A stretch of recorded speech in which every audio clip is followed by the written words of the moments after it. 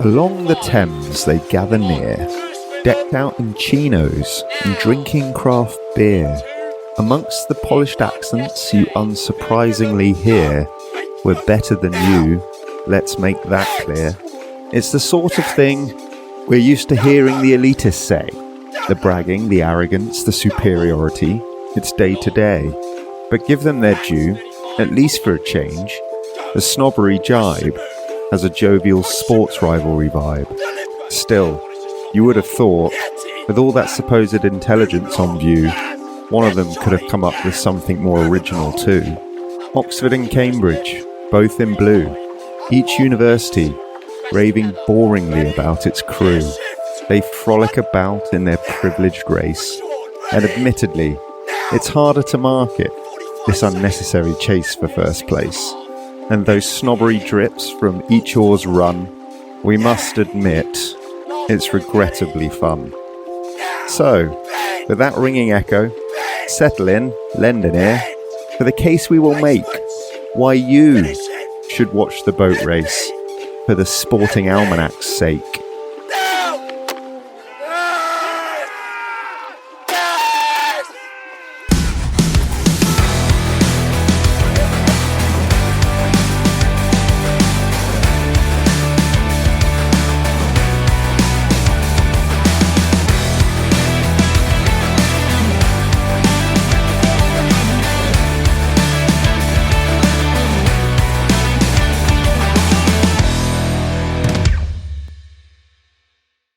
Hello, mate. Hello. How are you today? You feeling British? You feeling posh? You feeling ready to talk about being posh and British? Am I feeling posh?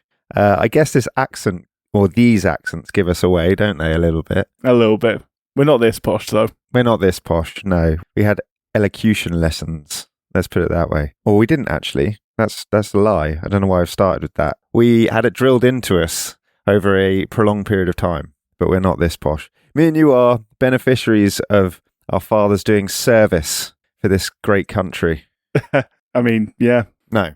We were fortunate that it provided us a good education, I guess you could call it, in which we were immersed in the kind of entry-level poshness that we're sort of talking about today. Yeah. This is very much a event of the establishment of the upper classes. It started as such and didn't really stray that far from the tree. Yeah. Even to this present day, although it is a bit more of an international event in this present day, because both teams want to win.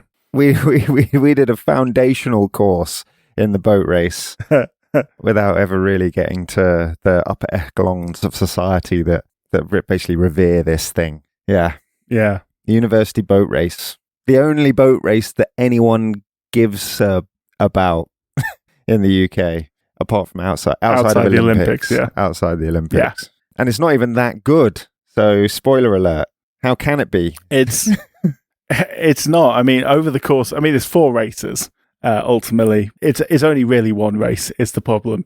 It gets judged, of course, on the men's blues event, which is the main event of the day. But there is, of course, the women's reserves and the reserves race as well. So, over the course of 4 races, you're probably going to see some good action. Over the course of just the men's race, it can be brilliant, it can be exciting, it can be unpredictable. As we'll talk about, there have been sinkings, there have been people in the water, there have been crashes, dead heats. There have been dead heats, yeah. There have been very close finishes. It is possible, but it is only a 2-horse race, and if one side gets ahead, it can be a dull affair. But it is fun. It is fun. It is fun. We sound like we're starting off criticising it in every perceivable way. But the thing is, I watch it every year and I enjoy it more often than not. It's a build-up. It's like the FA Cup final. It's like the Grand National. It is part of the British sporting calendar and it will always mean something because of that. It's basically tradition is what makes this event tradition, good. Yeah. Yeah. And then you throw in a little bit of sporting rivalry and a sprinkling of excitement whenever the Thames decides to throw it up. And look, you end up with a pretty good day out, don't you? Yeah. Yeah. Well, it must be doing something, mate, because it's been going on for 195 years. Yeah. Not every one of those years was an event, but no, 195 years ago. 197 years ago, the first event was. Yeah, 106 unless I've miscounted, 169 official races. Sounds about right. I think that's right. Maybe this year's the 170th or this year's the 169th. I don't know. I can't do the math. We've been wrong before. Yeah, and we'll be wrong again. But it's, it's Oxford University versus Cambridge University. It's not more sophisticated than that. It takes place on the River Thames in what is effectively an eights race with the cocks. Bit like one of the main events at the Olympics. Eight with the cocks. Yeah, that's it. And it's posh boys. It's posh boys. That is it. Yeah. For those who don't know how the boat's laid out, it is a rowing boat, so they are facing backwards. They each row with a single oar on one side or the other, not like sculls where you have that's true. Oars on both sides. So there are 8 oars in the water, 4 on one side, 4 on the other side, and then you have a tiny, tiny person, could be a man, could be a woman, at the front of the boat, or back of the boat, I should say. Is it the front? That's a great question. It's technically the stern. Is that the back in terms of the direction of travel? Anyway, they are furthest from the boat at the point it crosses the line. Yes. Anyway, and they have a big microphone. They shout at everyone and they keep everyone in check. And if their team wins, they get thrown in the water at the end. Yeah, the tradition. Yeah, the cocks. Traditions. They're always tiny, and they can be male or female, and there have been plenty of female coxes as well, I think, over time. In recent years, yeah.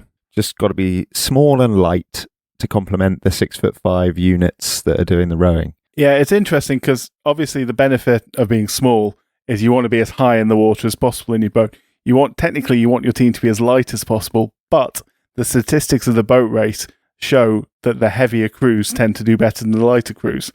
So there's obviously something about the science of it which says muscle mass and power outstraps how deep you are in the water. So a stronger crew will be able to pull harder against even a deeper water level than a weaker crew would be. So yeah, bigger crews tend to do well. I think that makes sense. I mean, like I say, it makes sense. That's the first time I'm hearing that because I don't know anything about rowing really, but I guess it makes sense in so far as if you look at the professional Olympic athlete these days, they are not shirking the gym. No, they're not. And the average weights of the team are recorded every year, and they have been getting heavier and heavier and heavier. These are blocks of meat nowadays, and I find this an interesting sport because this is a concept which is very familiar to Americans.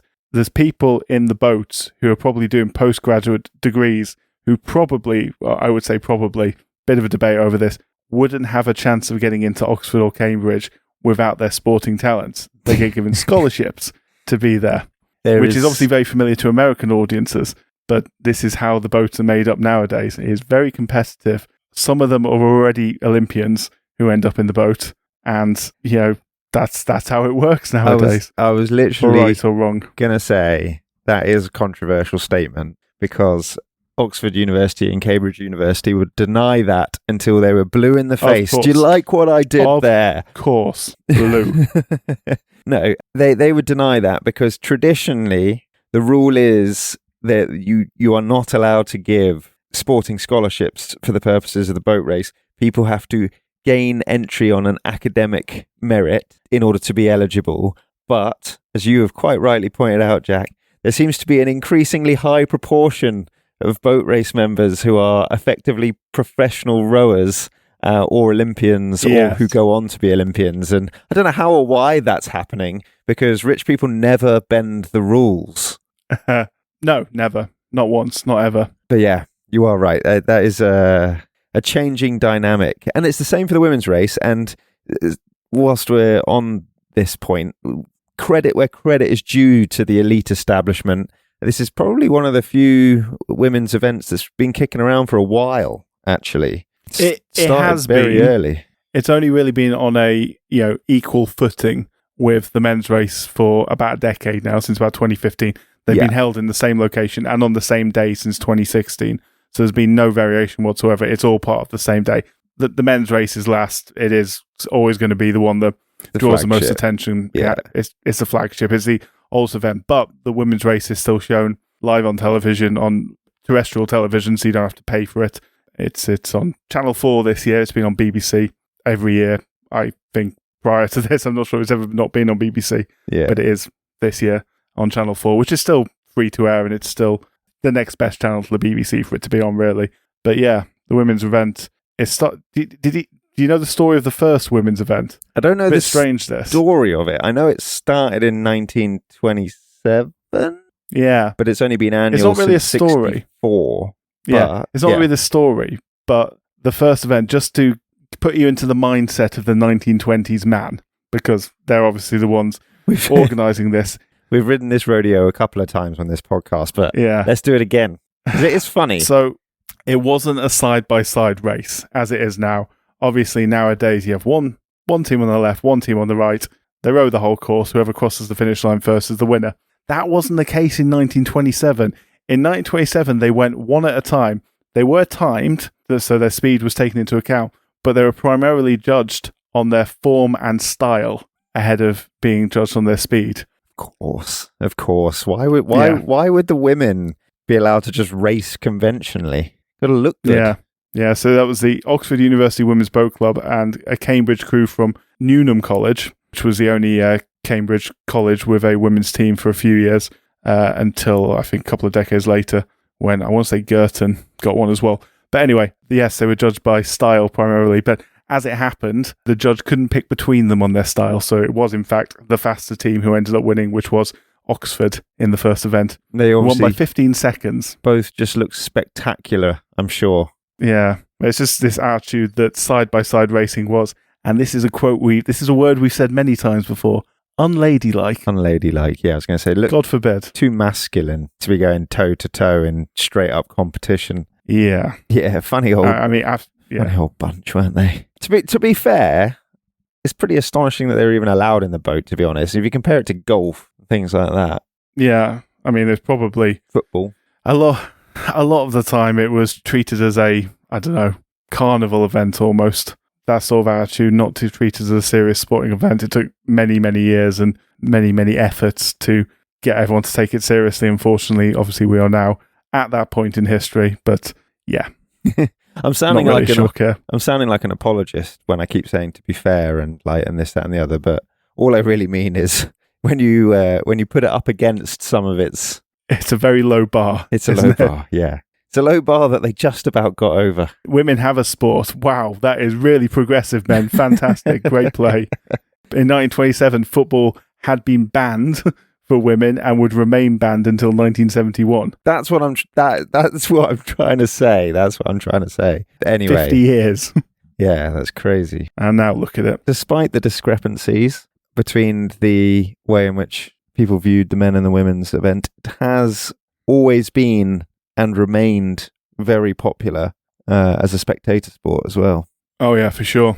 Quite a lot of people go and watch this thing. Yeah, and did from the very first race, to be fair. Yeah. Tens of thousands of people at the first race. Yeah. No, obviously students, I imagine. But still. Predominantly students from the two respective universities, but obviously they have friends who also go to other high-reaching universities, and they bring them along, and they stand along the banks of the Thames. There's about 250,000 of them these days, and they're pretty insufferable. So you and I don't go. Drink lots of Pims and beer and the rest. Yes, it is. It's very... Get drunk, have a swim. Very cliche. Yeah. There's heaps of them. I think 15 million on TV is the record, which, it's not bad. That's not bad. We're not a big country. That's not bad at all. No, it isn't. But yeah, I mean, I guess, I don't know. The history is the interesting thing about the boat race. So I really feel like we probably ought to tell a few of the stories, because if you take any given race, like we sort of already stated in unequivocal terms, you pluck one out of thin air and it's largely uneventful. So why don't we do a little bit of the fun stories, and then maybe we can finish on a little bit of modern day stuff in terms of, like what the current course is and all that rubbish. Just because, all that rubbish. All that stuff that you love. Well, normally I love it, but I mean, it is a river, so it's not really a course as such. But yeah, I don't know where it all began. Where it all began is it's interesting, but it's not that interesting. It's just very Victorian England, very upper class England. It's like, where do you think this sport came from? Where do you think this event came from? A couple of very, very upper class gentlemen decided to have a boat race. I mean, that's kind of the long and short of it. They're two interesting men, to be fair, the two guys in question. They are. Both called Charles. They Charles were. Merivale and Charles Wordsworth, who's a nephew of William Wordsworth. Yes, he the was. Legendary Yeah. English romantic poet, of course. Yeah. Just to give you an idea of how close to the establishment these people were. They went to Harrow School together, so they were mates from school. They were both good cricketers. They both played cricket for Harrow School, and then one of them went to Cambridge, one of them went to Oxford. I believe Mr. Merivale went to Cambridge and Mr. Wordsworth went to Oxford. That's right. Where Charles Wordsworth played cricket. In fact, He was a good cricketer. it was a very good cricketer, and it was partly his idea and coordinating with his mate, Mr. Merivale, which played the first Oxford versus Cambridge cricket match, sort of based on the Harrow versus Eton cricket match, which was a regular occurrence by them and which they both played in. And Charles Wordsworth took 7 wickets in that. So not a bad cricketer. Bowling Charles. Yeah, well done. They also both went on to be like clergymen or something, didn't they? They did, yeah. One of them was Yeah. the Dean of Ely, and the other one went up Dean to of Ely, yeah, that was Scotland.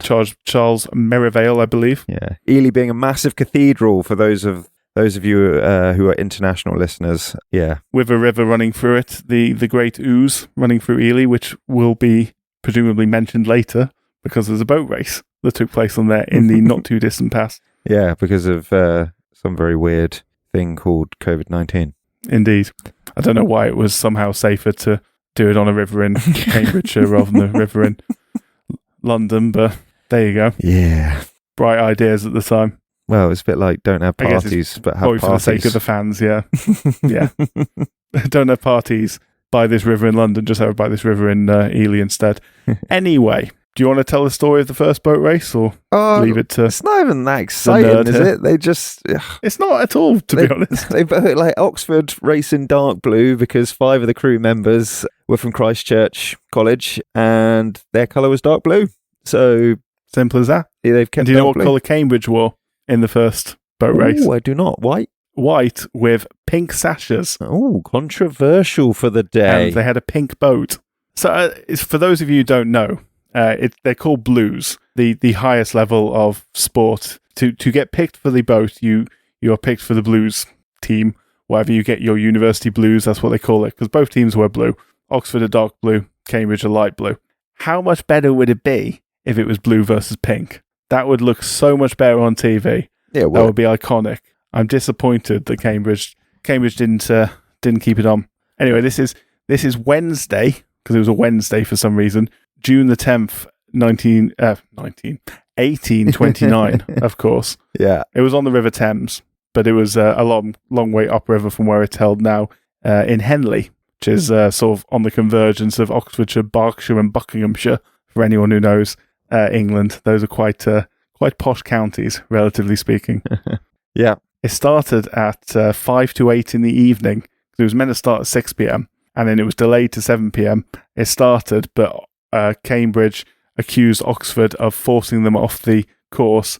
So they put a protest in and the race was restarted at 7:55 p.m. And so quite late in the evening, probably halfway between a university event and a piss up, which, to be honest, hasn't really changed to this day. No.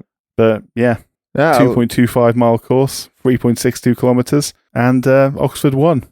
And Oxford won, yeah. And Merivale and Wordsworth were both rowing for their respective universities, obviously, considering they set it up. Yeah, both in the number 4 seat. You said something interesting in there, which jogged my memory about the start time and various different aspects of the way the race is run. You said that it started at a peculiar time. That is a theme for quite a long time in the boat race in the early days. It starts at some really random times. You have some like late evening starts. You have some very early morning starts. You have some that are more traditionally in the middle of the day, so on and so forth. That's because obviously this is rowed on the Thames, and the Thames is a very, very tidal river, has a very big tidal range. And yeah, it's rowed on the tidal part of the river as well, the tideway on the river. So the tide plays a huge part, very important role in this, of course. Yeah. Once it does eventually move to the Thames, and it's been on that championship course, as it's called, on the Thames for almost every race since, what was it, the 1850s? Yeah, We'll but I mean, I think it's in my notes somewhere. The second race was on the Thames. It's just the championship course wasn't. Right, but the first race was on the Thames. It was just in Henley, not in London. Much further up the river, yeah. But no, the point being is that there are 2 tidal ranges a day on the Thames. And so you only have 2 opportunities, really, to run the race. And the tide was taken, or is taken traditionally, from London Bridge. And then I think it's about half an hour later that it impacts the tideway, given the distance between the two. And so what you get, because of weather conditions, because of presumably some sort of weird planning rules and, just the basic logistics of getting everyone there and getting it sorted. And as you say, sometimes there's been a complaint or two about whether or not it should be restarted and so on and so forth. You get some really, really weird start times. And this was one of them. So, yeah. Yeah, there you go. I actually hadn't, when I looked at that, I just assumed it was late in the day because it was a piss off. Maybe it was because it was in Henley. I don't think it's quite as tidal that far up the river, but still. Oh yeah, sure. Maybe I'm being cynical. No. I don't think I'm attributing my point specifically to this event. You just reminded me by reference to the start time of the race.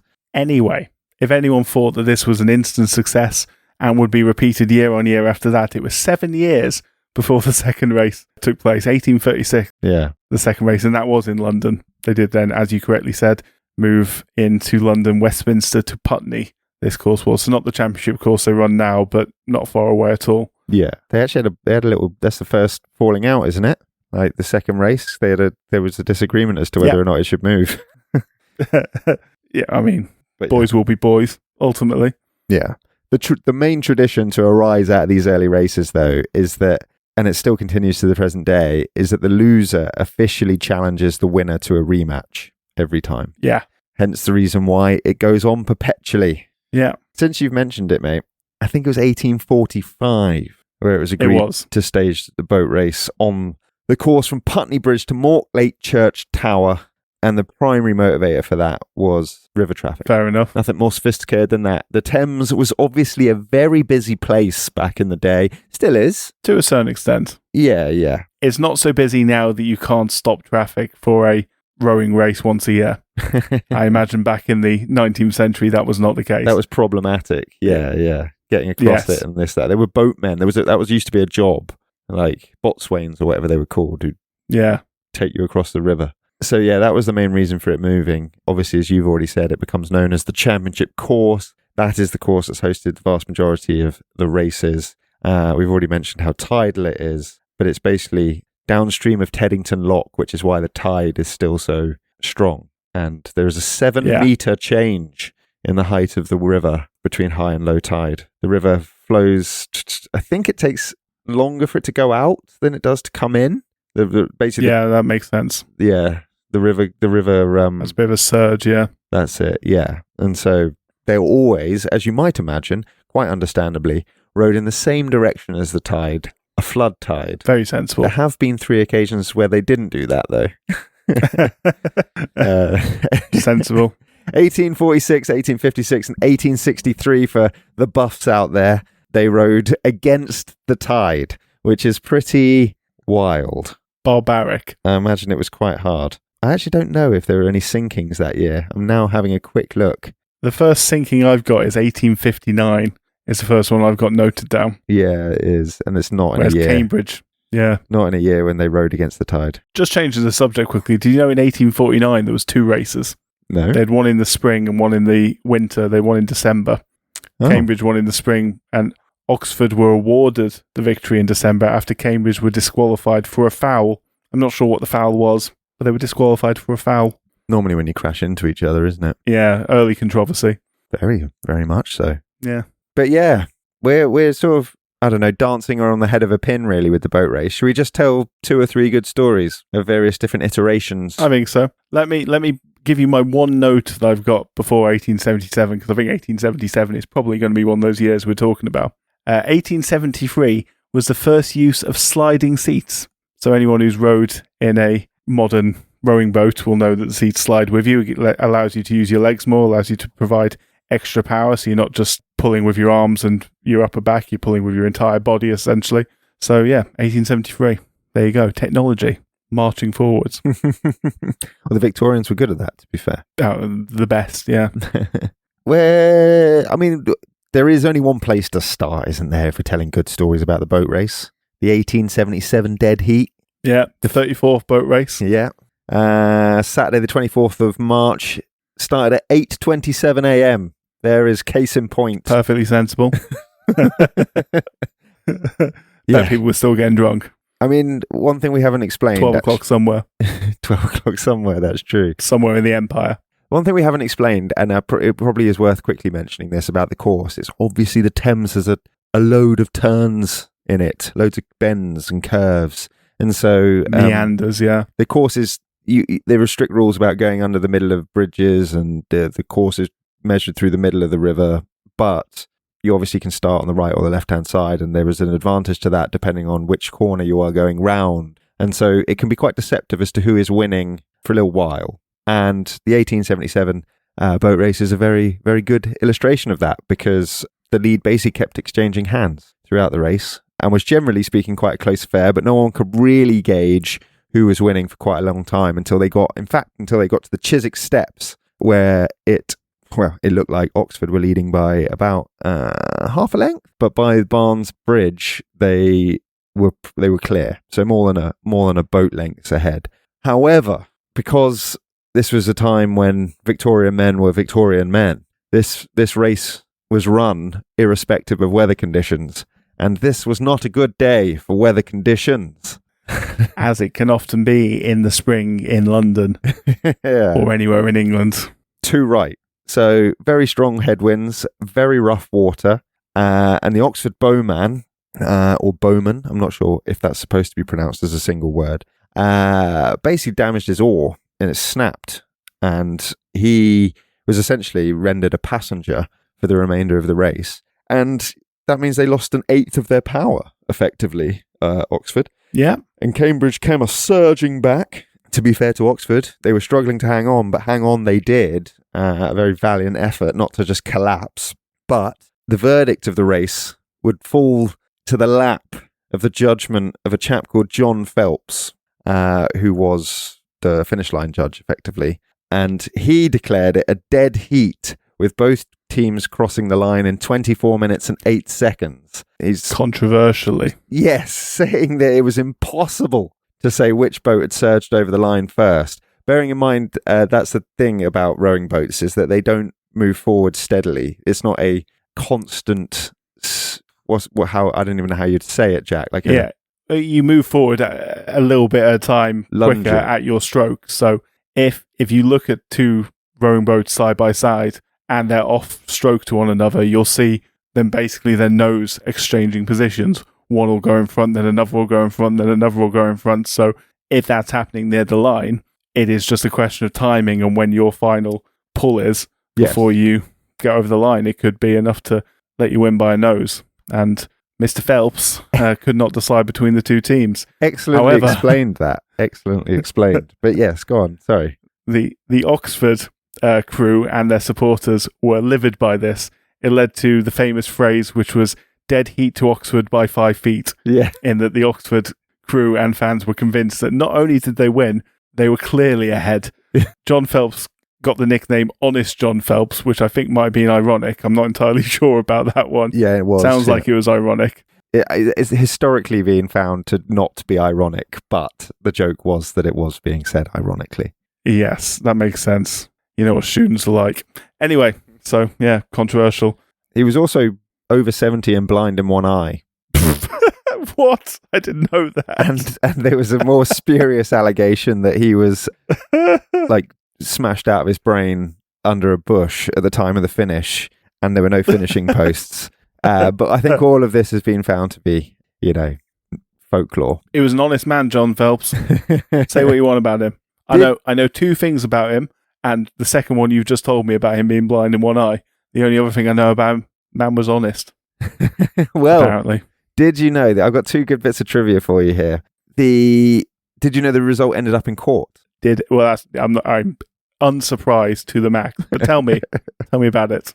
I think it's probably been exaggerated slightly for legendary effect, but both universities sent representatives to court with the umpire to basically sort of review the result. I assume Cambridge were trying to argue it was a dead heat, Oxford trying to claim that they had won. Long story short, the official result was upheld, and it was declared a dead heat. And the media responded by saying both teams were lucky not to lose, which is, it's actually true, I guess. I guess technically. Because if Oxford had a damaged oar and were holding on, then they were lucky not to lose because Cambridge were coming back. And if Cambridge actually lost, then they would have certainly been lucky not to lose. Final bit of trivia. Mr. Phelps, he died in 1890, but his great nephew, Richard Phelps, umpired the 2014 race, which also ended controversially. Cambridge lost by 5 strokes after a clash of oars. And Oxford won with their biggest margin in more than 40 years. And Phelps declined an appeal for a re-row. So the Phelps family, not the most popular family in Cambridge. It can probably be imagined. Yeah. Well, maybe. Well, honest, our boy, honest, honest John probably was. He was. Yes, I do apologise. Maybe it was a evening of the score there. Yeah, balancing of the scales. Yes, there we go. But that is the only dead heat. That's the only time there's been an official draw. So yeah, cool. A cool story. Yeah, but you have to go back a long time for it. Great history. Good history. Great history. I mean, we've got a more contemporaneous story, but before we get there, you quite like the stories of some of the guys that have rowed in this. Well, from a particular era, I mean, let's bring it forward in time a bit. I've got a couple of teeny little factoids. 1895 was the boat race became the first British sporting event to have something very significant happen to it, which is now, well, to say it's commonplace at sporting events is a complete understatement.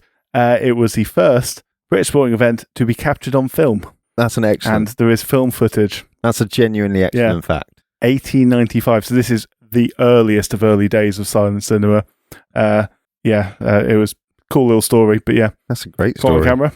That is also, that's very indicative of the sorts of people that participate in it as well. I mean, who had a camera in 1895? Yeah. Well, it was a famous filmmaker. I can't remember his name. It's escaped me, but it's a cool little story, and I think you can still see the footage. It's only like a minute long. It's obviously silent footage, but it's incredible. It's capturing a completely different era, but yeah, amazing stuff. 1912, a year of sinkings, famously. Yes, the Titanic going down, and both teams sunk on the first attempt to row the race, and they had to re-row it the next day. Yeah. It was. I guess it was just in vogue at the time. That 1912. Well, I mean, yes, A, in vogue. B was a little bit more dramatic than that. Oxford were leading, and then they just started taking on water because the weather was terrible. It was high winds, quite big waves. Yeah. So they made for the bank, and then sensible, tried to basically pail out the water or what have you, and then went back out onto the water in an attempt to restart the race. But before they could do so, Cambridge went down, so it was declared null and void. So Oxford were really annoyed then because they were like, "Oh, we managed to sort it out," but they, but yeah, the umpire by that point had been like, "I don't think it's in the rules that you can go to the bank and restart." I think it was probably a good business decision on the whole because I'm not aware of anyone ever drowning during the boat race, and that would have been a bad year to start. That's an excellent point, actually. With it being a tidal river, it's dangerous. Properly dangerous. Any river is, but especially when the water's moving, potentially at different speeds at the surface and below. We will get to a nutcase who ran that gauntlet later, but until then, indeed. Factoids. Another factoid is 1927, first BBC commentary on it, radio commentary at that point, and the women's boat race, of course, started in 1927 as well. There was a period between, I think, 1923 and 1936 when Cambridge just won every single boat race, went on a proper massive winning streak, including, I think, Oxford sank as well during that period. Again, in 1925, Oxford sank. So they weren't going to win that one. But yeah, by 1936, Cambridge were on, a 13-year winning streak. So pretty impressive winning streak. And it's in 1936 I'd like to pick up and mention a couple of guys who were in the boat around this time, because It's been a while, but we love to talk war stories. Yeah, we do. I was looking at some of the crews from the 1930s because it is an inevitability that the young men who were in the crews in the 1930s would then go on to form the officer corps during the Second World War, because that's it. University graduates tend to become officers. They were young, fit men who were inevitably going to volunteer, and many of them did, and many of them lost their lives. And a couple of them to mention, 1936 boat race and 1937, the non-rowing president of Oxford was one Jock Lewis. And there's probably a lot of people who know a bit about war stories or have watched SAS Rogue Heroes, for example, who've recognised the name Jock Lewis. Jock Lewis is an incredibly famous soldier, inventor of the Lewis bomb, one of the co-founders of the SAS, along with David Sterling, and portrayed by Alfie Allen in SAS Rogue Heroes. He was a very creative man, obviously. He was a very brave man, and he unfortunately lost his life in North Africa in 1941 in an aircraft attacker strafing while they were out in the desert, and he was buried there. I think you might be right. I think it might have been a shrapnel that hit him, but I think he was buried out there in the desert, where he fell, which is sad, he was really. in the SAS at the time, and they were a ghost unit. So he rode in 1936 in the defeat for Oxford, the final defeat of that streak for Cambridge, but he gave up his seat. The number 2 seat, he gave that up in 1937 because he believed that the team would be better placed to win without him. So he was a non-rowing president in that year, and they did indeed win for the first time. So quite a noble sacrifice by him. But that number 2 seat was then filled in 1938 by a man named Melvin Young. And I do want to talk in a bit more depth about Melvin Young, because there's certain war stories and certain things that capture the imagination, and without wanting to glorify war, this is a very, very incredibly famous war story and incredible feats of engineering and bravery and daring in this case. And I would like to talk about it, Mr. Melvin Young. Yeah. Because he took part in what was, as I say, without doubt, the most famous British bombing raid of the Second World War, which is the Dambusters raid. That was a raid that destroyed the Mona and Ada dams on the night of May 16th, 1943, using the famous and incredibly engineered bouncing bomb invented by legendary engineer Barnes Wallis. Yeah.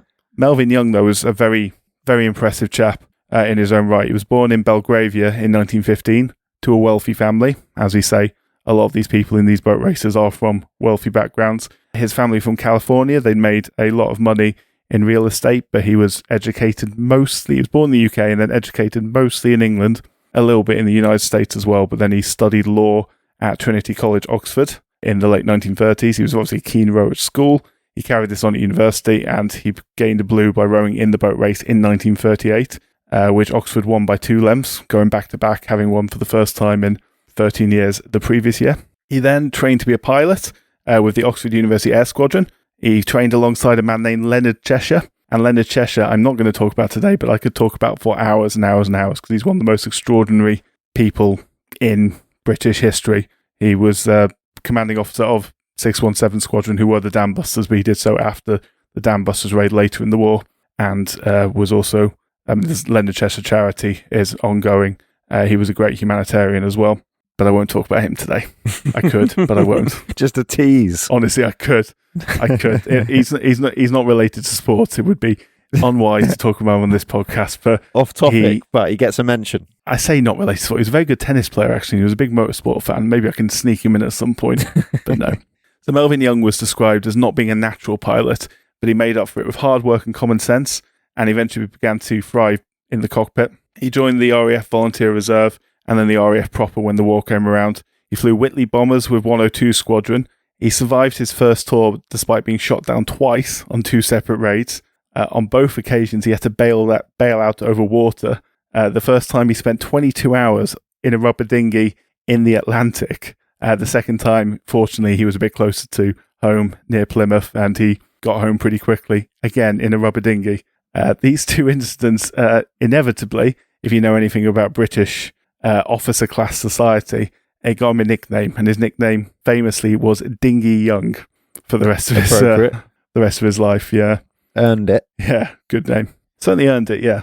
But he showed really good leadership during his tour and also during those 2 incidents as well, keeping his crew alive. It earned him a DFC, a Distinguished Flying Cross in 1941, a promotion to squadron leader, a second tour with Wellington Bombers at 104 Squadron, which he survived as well, and got a bar on his DFC in 1942.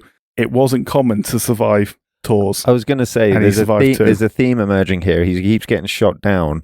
That's because Bomber Command in World War II was possibly one of the most dangerous jobs you could do.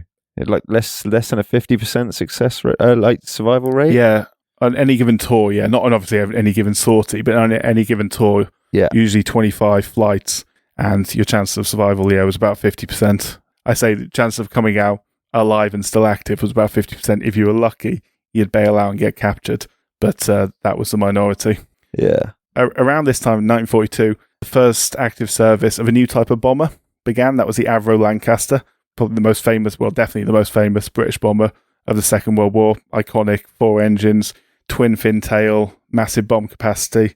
Not really designed for low-level flying, but a bunch of nutters in Lincolnshire around this time decided Did some physics. decided to treat it that way. And those nutters were 617 Squadron, which was a newly formed squadron in early 1943, which Stingy Young and his crew joined. Young took a pretty key role in sort of training and getting them ready for their mission ahead, which was as yet unknown. He was popular amongst his fellow officers. He was noted for his capacity for beer drinking and constantly sitting cross-legged everywhere. I don't know if those two things were connected, but nevertheless, sounds like a classic member of the officer class. Well, and also a classic aspect of Bomber Command. I think they used to, because it was so damn dangerous. There wasn't much to do when you come home, apart from have a few beers and then go again. And try and get some sleep before the next mission. Sometimes that was the only way. So the mission the 617 were assigned was codenamed Operation Chastise, and it targeted 3 dams in the Ruhr Valley in Western Germany, which were the Möhne, the Eder, and the Sorpe dams. Now, if you were to attack an unprotected dam in normal conditions, you just drop a torpedo into the water. The torpedo would go through the water, it would hit the dam, it would explode in contact with the dam, and the weight of the water behind the explosion would basically funnel all the energy towards the dam, which would give it the best possible chance of being destroyed. So as long as you can explode something in contact with the dam, you have a really good chance of destroying it. However, obviously the Germans were wise to this. They put torpedo nets up, which would stop any torpedoes under the water. So the only other way you could attack it at this point was to basically drop bombs on it from directly above, a sort of normal bombing procedure. However, bomb aiming was terrible in the Second World War. It was notoriously inaccurate. You were lucky to hit, within 100 yards of your target from that sort of level, let alone the direct hit you need. So, what do you do in this situation? You get creative. Enter Barnes Wallis. So Barnes Wallis was, a genius. He was an aircraft designer, a bomb designer, but he's most famous, obviously, for his bouncing bomb. Basically, by dropping a bomb at a known speed, height, and distance from a target with sufficient backspin placed upon it, you can get it to skim off the top of the water, basically like a skimming stone. If you imagine like a pond, you skim a flat stone, it bounces across the water, and with the backspin, if it then hits a target at the far side, especially if that target is a flat wall, like a dam, it will sink below the surface. It will stay in contact with the surface of the dam. It will then explode with the force of that water behind it, same as a torpedo. And in theory, a theory that was proved correct, it will destroy the dam. An entire dam will collapse. Genuinely one of the greatest, most creative solutions to a problem that I know in history, basically. Crazy pure creative thinking. It's obviously gone down in folklore, and that's because it worked. They working off really rudimentary tools as well. They had like spotlights on the bottom of the plane that were aligned so they joined together, one at the front, one at the back, and if they were 50 feet, which they had to be off the ground, which is ridiculously low, they would join together and you'd know you're at the correct height. And then to work out the distance, they knew there was towers on the dams, and they had like this little gadget they put in front of their eyes, and when the width of the towers matched the width of this sort of spread on this gauge they had in front of them, they knew they were the correct distance away to release the bombs. And obviously the airspeed was the only other factor you needed, and you get all those things right and you might have a chance of destroying a dam. 50 feet is so low. It's in an aeroplane. Insane. They're insane. It's honestly, like 30 meters. They chose the best, and then trained them to within an inch of their lives. In the couple of months before this, they were astonishingly good pilots. And some of them were really fit because they used to row in the boat race. And some of them were indeed. So 19 Lancaster bombers on the evening of 16th of May set out. They were led by Wing Commander Guy Gibson, and the second in command was Dinghy Young himself. So just to give you an indication of how important he was to this group, he was chosen as second in command. So first up was the Mona Dam. Gibson led the charge on that, with Young following in afterwards. The first two bombs that were dropped failed to go off, including Gibson's, and unfortunately the Lancaster John Hopgood and his crew were shot down, sadly. So it was a bad start to the raid. But then it was Dinghy's go. So flanked by Gibson on one side and a pilot called Mickey Martin on the other side acting as distractions, Dinghy Young's run was perfect. He released, bounced, hit and detonated the bomb exactly where it was supposed to. The dam didn't breach immediately, but it was very heavily damaged. And then when David Maltby did the same thing a few minutes later, that's what destroyed the dam. And the code word went out. I will not repeat the code word. We all know what the code word was. The dam crumbled, and that particular target was achieved. So Young and his crew headed for the Ada Dam next. They obviously didn't have a bomb on board, but they were doing what Gibson did previously, acting as a distraction, and that was also successful. That dam was destroyed, and I can tell you what the code word for the Ada Dam being destroyed was, because it was Dinghy in his honour. Nice. The Swapper Dam was damaged, but it wasn't fully destroyed, but 2 out of 3 dams were destroyed. Made a big impact on German production. They repaired it pretty quickly. The most important thing that this raid did was morale for the British people. Obviously, this story was told in every newspaper, story of daring and courage and creativity, but it wasn't without its tragedy, because 19 Lancasters took off that day and 8 did not make it home. And it is one of many tragedies of this story on both sides that the last of those Lancasters to not make it home, just 2 minutes from safety, 2 minutes from clearing the German guns, was Dinghy Young and his crew. They were shot down over the Netherlands by an anti-aircraft gun just off the Dutch coast. All 7 bodies were recovered and they were buried together in the General Cemetery in Bergen. Young was only 27 years old, and the rest of his crew was a Sergeant Horsfall, Flight Sergeant Roberts, Sergeant Nichols, Flight Officer McCausland, Sergeant Yo, and Sergeant Ibbotson. 7 of 53 men lost that night, with 3 more taken prisoner. So, yeah. And like you said, incredible story. Don't want to romanticize war, but I mean, if you've got to go with that legacy. I mean, they were brave, and whenever I kind of want to clarify this, because I don't want to romanticize war. Every time I tell these war stories, it is always because these people, they are heroes. They are incredibly brave. They do extraordinary, terrifying things. Crazy stuff, yeah. Up until I was about 20, 21 years old, I was terrified of getting in a plane anyway, let alone a plane that someone's going to be actively trying to kill me in. Yeah, I can't even imagine. Pretty wild. But that is a great story, and it's a great excuse to talk about Dambusters. Someone should make a movie about it. I mean, they basically, obviously, they 1950s, they did make a movie about it. Yes, I know they made a movie. I know. I'm telling people who don't know.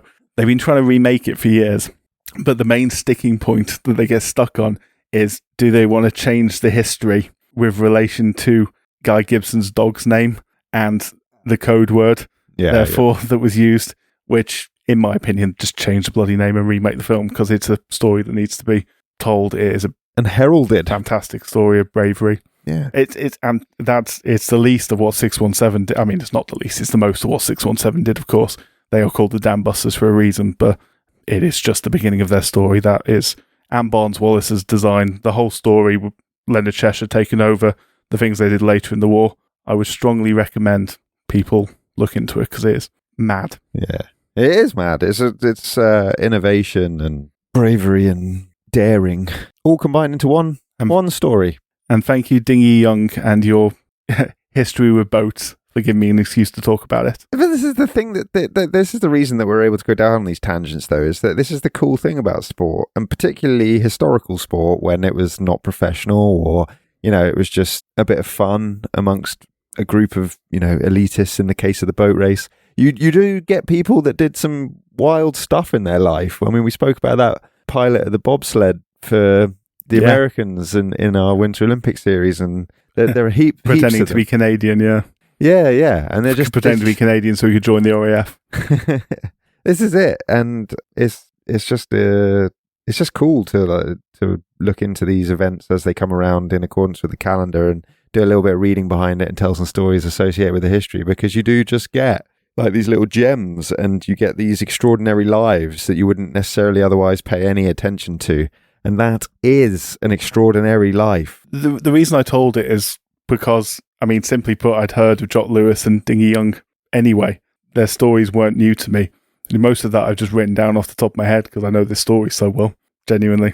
Like, it's just, it's nice to be able to tell it. Yeah, even if it's cool. just, obviously, it's an excuse, but it's nice to be able to tell it because he was an incredible man. Yeah, well, yeah. And the boat race was a part of his life. So we've done it nicely. Yeah. I mean, Anyway. how do you top that? I guess, like... You don't. Yeah, you don't. You can say that there was no boat races. There were no men's boat races, I should say, in between 1940 and 1945, for obvious reasons. No. The war was going on. I believe there were women's boat races during this time for morale purposes primarily, as many sporting events went on for that purpose. But obviously, in the case of the men's, I believe most of its participants were probably doing more important things at the time. Yeah. As was the case. And Not that obviously people left at home and women left at home weren't also doing very important things at this point. Do you know what? Like, I think that the war is an interesting turning point for this event in some ways, because I might be sort of overstating this slightly, and rowing enthusiasts will, and particularly those that are alumni or whatever it's called from Oxford. Definitely alumni. Alumni is an interesting way of putting it. Is that what the Americans call it? I don't know. It's probably just me being an idiot. But either way, they may have something to say. The Oxford and Cambridge cohort might have something to say about what I'm about to say. But the war sort of left the boat races truly great races behind it. There haven't been that many post-war classics. I mean, between 1976 and 1992, Oxford won 16 of the 17 races, and only 86 went to Cambridge. It was pretty one-sided stuff, not that many close races. I mean, I think the next the narrowest winning margin was in 2003, which was a 1 foot win from Oxford. Yeah, but I remember that. I was going to say, like, the next like truly like major moment came in the greatest sporting year there's ever been. Yes, it did. It was the greatest sporting year ever, ladies and gentlemen. We've said it before, we'll say it again. You will not find a year of sport better than the year 2012. Certainly not in the United Kingdom, no. That's all that matters, Jack. This is the centre of the universe. I mean, hosting the Olympics, winning a ton of gold. Tour de France. So Wiggins leading out Cavendish on the Champs-Elysees. Wiggins in yellow, Cavendish going on to win the stage. To win, was that his fourth in a row? Or was that part of the four in a row? Or it might have been after. It doesn't matter. Yeah, doesn't matter. It was insane. The year was insane. Yeah. And the 158th boat race in April of that year, 7th of April specifically, contributed. For strange reasons. Oxford, they went into 2012 as the reigning champs. They'd beaten Cambridge by 4 lengths in the previous year, and it was a relatively even and uneventful race until basically about halfway through. Until it wasn't, yeah. Yeah, boats were level, and on the approach to Chiswick Pier, the assistant umpire, this bloke called Matthew Penson, who apparently knows something about rowing, spotted a person. I've heard of him. Yeah, spotted a person in the water and alerted umpire John Garrett, who stopped the race. And it was effectively halted because there was a very serious risk of injury to a bloke called Trenton Oldfield, who was swimming in front of the two crews and was doing so in protest.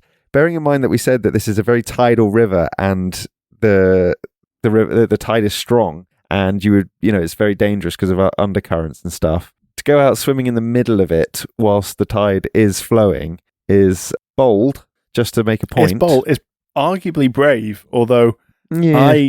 The thing that's always confused me about this is we've seen protests like this before. Obviously, there's people who've done it in Formula One races, people who've done it famously in the Grand National as well, who have put their life and lost their life at times by putting themselves in harm's way like this. But it always seems to be for a very clear purpose, or like as part of a movement, or for, as part of a defined organisation or something like that, like the suffragettes, like we've got Just Stop Oil and things like that nowadays.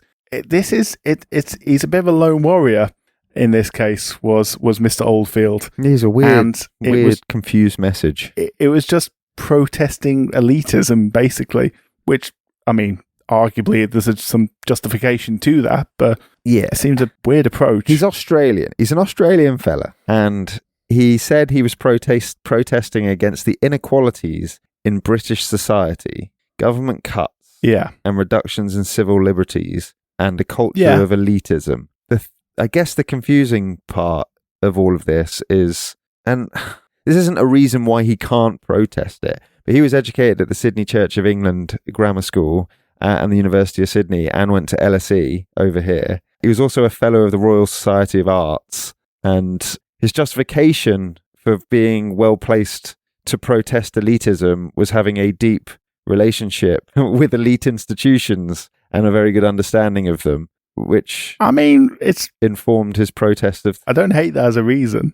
I don't think there's a justification for saying he shouldn't have made the protest because he was part of these elite organisations. No, but my first step would have been to have left them. Yeah, I mean, what the thing about this is there's justifications. The direction the United Kingdom was going in 2012 with the coalition government, and the direction it continued to head in for many years afterwards, in some way, you could argue not proved his point, but he was onto something. It was just the manner of protest was... Well, he compared himself to Emily Davison. Yeah, this is what I mean, and I think there's a certain hero complex to it. A little bit of ego with that sprinkled in there, I think. Yeah. Because I don't think Emily Davison compared herself to anyone. I think she was just Emily Davison because she jumped in front of the King's horse at the Derby. Yeah. Not... I don't think you get to compare yourself at the Derby. Yes, I think I said it was a Grand National before, but yes, it was the Derby, correct? And of course, she lost her life as part of the suffragette movement. Yeah, I don't think you can compare yourself to a suffragette who died. A self-declaration feels a little bit attention-seeky rather than protesty.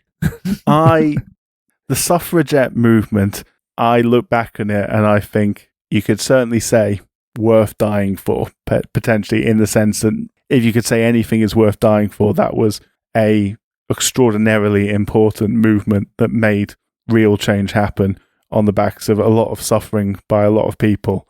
Oldfield wasn't part of any movement. I don't necessarily think that his argument was without merit. I think, as I mentioned, we do live in an elitist society, and the direction that the country was going in was becoming obvious by 2012. And, fair play to anyone who tried to do anything about it. It just feels, as you say, a bit like a hero complex kind of thing. A bit like a guy who was cosplaying Emily Davison, etc. Yeah,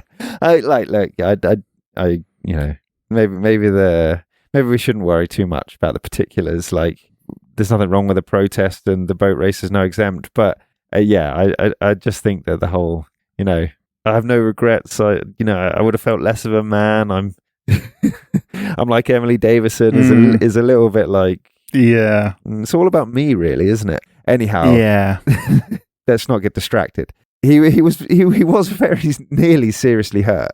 There were 16 oars moving at quite a rate towards him, and it was quite a serious safety incident.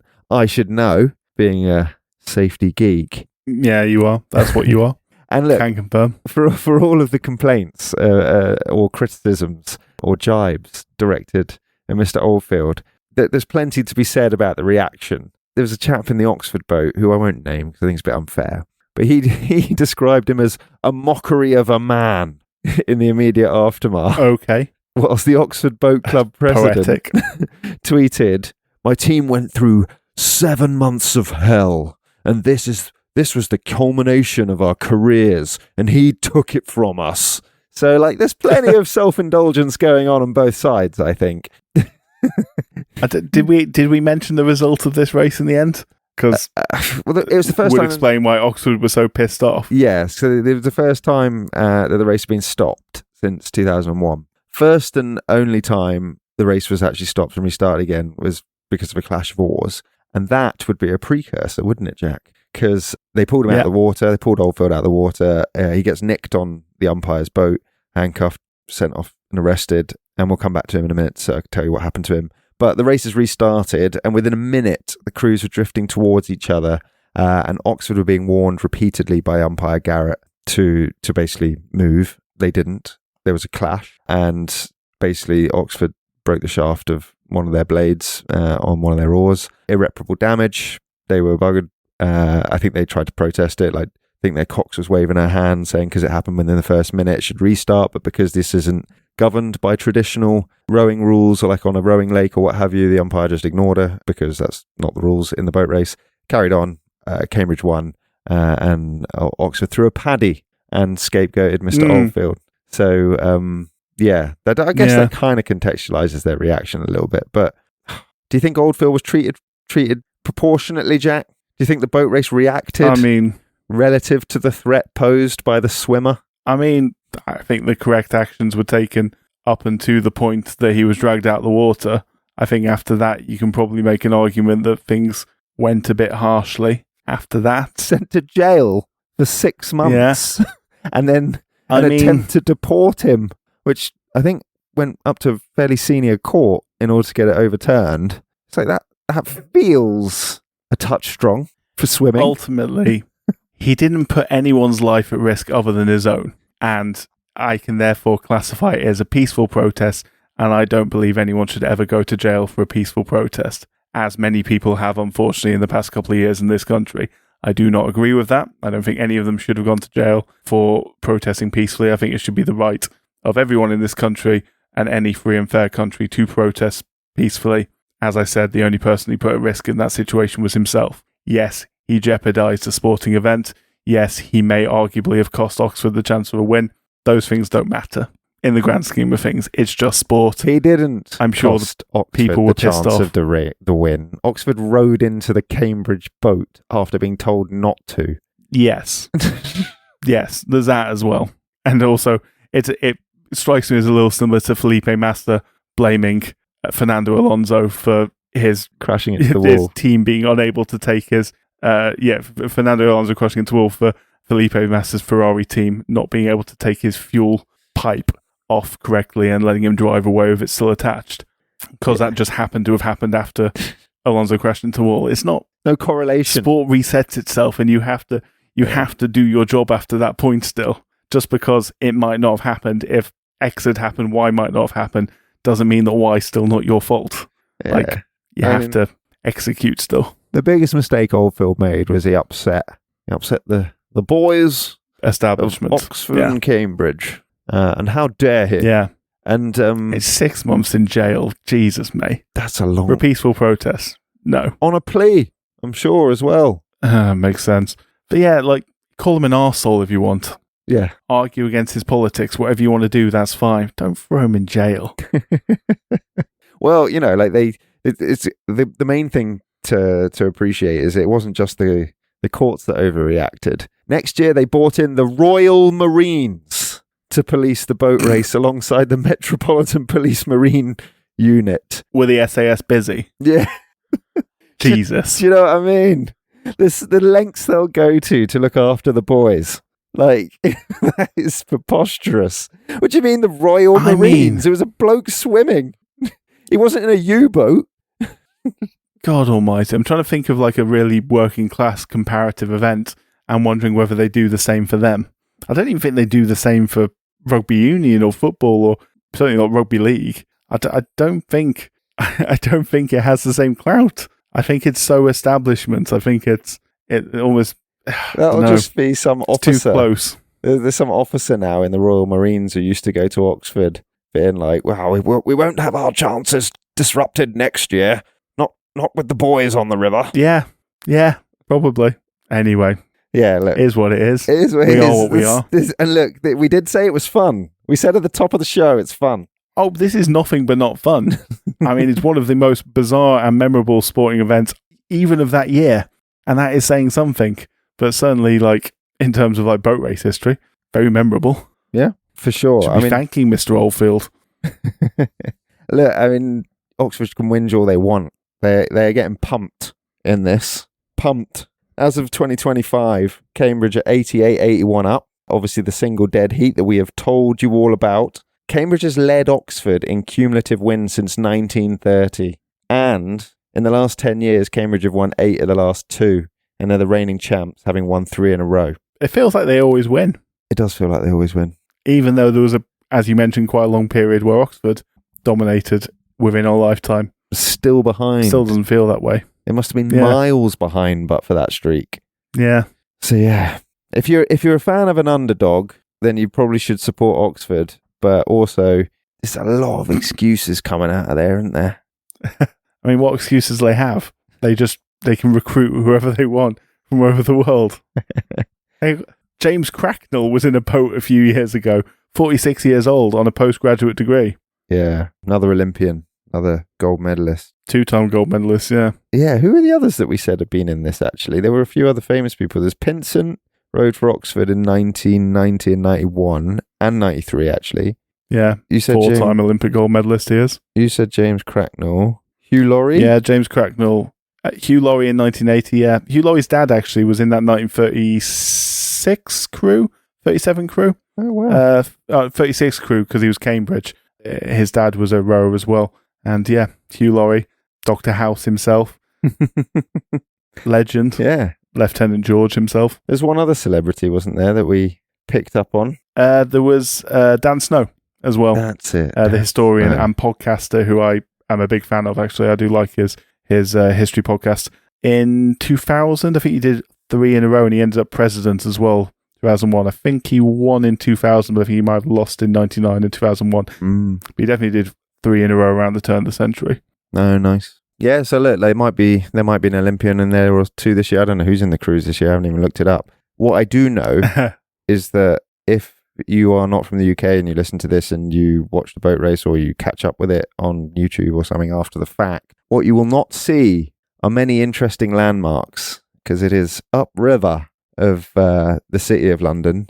What you'll see Craven Cottage, Fulham Football Club on the North Bank. One of the nicer stadiums in the Premier League. Yeah, very beautiful. One of the most classic, beautiful, lovely positioned stadiums, and a nice football club, generally speaking, as well. For sure. You will also see Hammersmith Bridge, which is a good bridge, as bridges go. As bridges go. We've got a lot of bridges across the Thames. People are always underwhelmed by London Bridge, but it's famous because it's old, not because it looks good. But yeah, Hammersmith Bridge is quite nice. There are other bridges, but you'll see Chiswick Eyot, which is... You tell me. It's a small, uninhabited island, and it is actually quite peculiar for the Thames because it is the most downstream island purely in the Thames. It's approximately halfway along the course as well. Other than that, you'll see a lot of very wealthy students wearing chinos and gilets alongside a number of breweries and pubs. Yeah, having a good time. Yeah. So all power to them. Don't begrudge anyone a good day at the pub. But yeah, that's the boat race. Classic. Did we mention... Yeah, we did mention 2021, didn't we? It moved to Wheelie because of COVID. That was my last note. Don't need that anymore. We already said that. Yeah, boat race. Boat race. We're still going to watch it. We are still going to watch it. Ultimately. Yeah. As you said, Channel 4, traditionally a staple of the BBC, went to ITV for a bit, back to the BBC. But now Channel 4... I didn't actually know it went to ITV for a bit. I just assumed it'd always be on the been on the Beeb. But Channel 4. I like Channel 4. Yeah. They do stuff well. They do. And at some point, whenever we next discuss association football, we're going to have to carve out some time for AFCON. It almost puts the exploits of Gianni to the sideline this week. It does. Instead of saying, what's Gianni done now? We could just say, what have CAF done now? What have CAF done now? They are going to be in the Court of Arbitration for Sport again. Yeah. Because they are mad. Not for the first time. And they've had their rulings quashed in the Court of Arbitration for Sport before, and I wouldn't be surprised if this was another one. No, it's going that way. Just not sport. Even if it was the right decision to make at the time, this decision should not have taken 2 months. It should have been made then and there. I disagree that I think there's enough of a loophole that Senegal didn't fully leave the pitch. Sadio Mane never left the pitch. I suspect it will get reversed. I hope it will get reversed. It's just not sport. If you can't have a result happen. If the ref let had 2 months called it, pass. if the ref had called it at the time, I'd have fully endorsed that. You can't, absolutely, you without doubt. cannot. And I think there's justification. Yeah. I think it was a poor thing to do by Senegal. Yeah, absolutely poor.